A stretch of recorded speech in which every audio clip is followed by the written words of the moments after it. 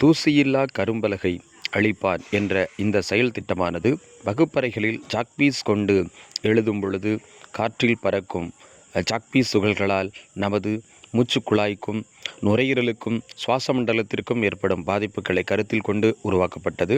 வகுப்பறைகளில் இதனால் பெரிதும் மாணவர்களும் ஆசிரியர்களும் பாதிக்கப்படுகின்ற சூழலில் இதற்கு தீர்வாக ஒரு சோப்பு டப்பாவை எடுத்துக்கொண்டோம். அதன் பின்புறம் வெட்டிவிட்டு ஒரு சிறிய கோணி சாக்கை சணல் சாக்கை ஒட்டிவிட்டு நாம் இதனை கொண்டு கரும்பலகையை அழிக்கிறோம்.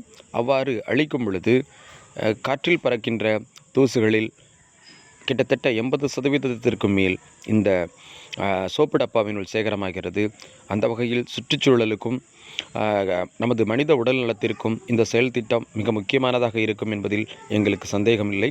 இப்பொழுது நீங்கள் பாருங்கள், நாங்கள் அழித்த பிறகு உள்ளே சேகரமாகின்ற சாக்பீஸ் துகள்கள் இங்கே உள்ளே காட்டப்பட்டுள்ளது. இந்த செயல் திட்டம் SITPக்காக சமர்ப்பிக்கப்படுகிறது.